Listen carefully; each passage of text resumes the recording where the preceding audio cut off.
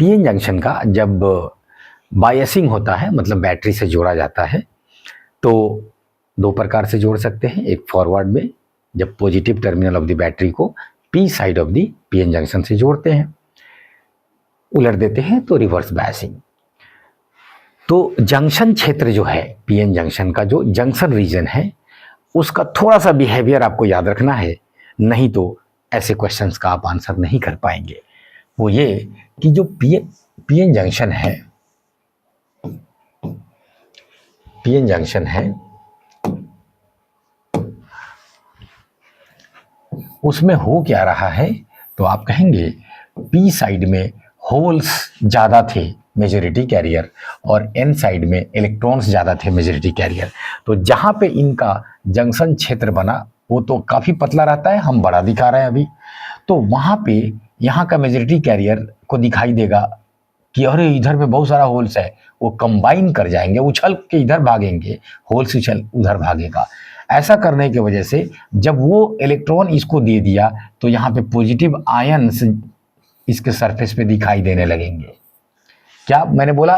Positive ions. ध्यान रखिएगा, जो एटम्स था वो पॉजिटिवली चार्ज हो गया। ध्यान रखिएगा, एटम चलता नहीं है, वो सब बैठा हुआ है। जो इधर रिसीव किया वो निगेटिवली चार्ज आयन्स है, ठीक, charged ions in junction region, ठीक। और ये इमोबाइल है, इमोबाइल है। इस जंक्शन क्षेत्र में अब जो भी एन और पी टाइप के जो सेमीकंडक्टर हैं, उनका जो मेजॉरिटी चार्ज कैरियर था, इलेक्ट्रॉन और होल्स, वो तो गायब हो गए, वो तो ना के बराबर है, क्योंकि उनका तो अदला बदली हो गया, अरे एक दूसरे को खत्म कर दिए, और खाली इमोबाइल आयन्स बच गए। तो इस क्षेत्र में अभी भी मेजॉरिटी चार्ज कैरियर, चूंकि एन टाइप है तो इलेक्ट्रॉन्स है, इस क्षेत्र में अभी भी होल्स मेजॉरिटी चार्ज कैरियर होंगे। लेकिन ये जंक्शन क्षेत्र में ना होल्स होंगे और ना ही इलेक्ट्रॉन्स होंगे, मतलब अचानक उनका डिप्लीशन हो गया, समाप्ति हो गया, ठीक है ना, कमी आ गया, बहुत कमी आ गया। इसी वजह से जंक्शन रीजन का दूसरा नाम है डिप्लीशन रीजन।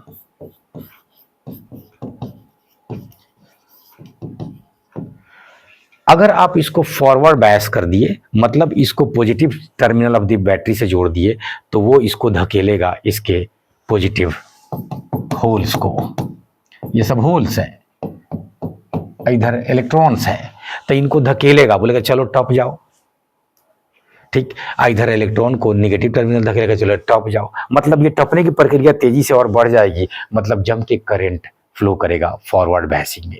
और उस समय जब इधर से इसको धकियाया जा रहा है, उसको उधर से धकियाया जा रहा है, तो इसके वजह से ये जो जंक्शन क्षेत्र दिख रहा है, इसकी चौड़ाई कम हो जाएगी, कम हो जाएगी, ठीक है ना।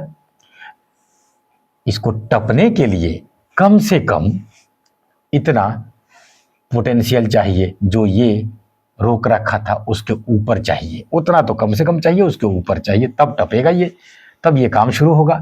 इसी वजह से इस पोटेंशियल को पोटेंशियल बैरियर कहते हैं। ध्यान रखिए, कई नाम आ गया यहाँ पे। पोटेंशियल की भाषा में पोटेंशियल बैरियर हुआ, ठीक है। रीजन हमें जो दिखाई दे रहा है उसकी भाषा में वो जंक्शन रीजन हुआ, ठीक है ना।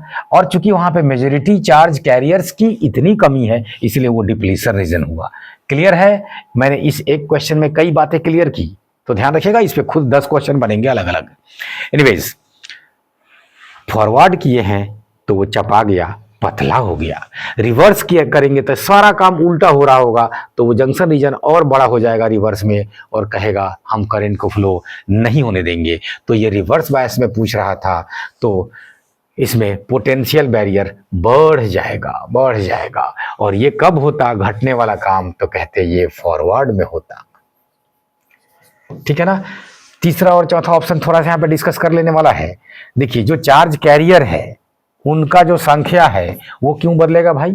वो तो टेम्परेचर पे डिपेंड करेगा, डोपिंग के पे डिपेंड करेगा। तो वो तो जो है सो है, वो उसमें क्यों चेंज आएगा? एन टाइप में जितना था उधर है, पी टाइप में जितना था इधर है, इसलिए इसके नंबर में कोई चेंज नहीं आएगा जब तक कि आप टेम्परेचर ना चेंज करें और अमाउंट ऑफ डोपिंग यानी लेवल ऑफ डोपिंग ना चेंज करें। Okay, thank you.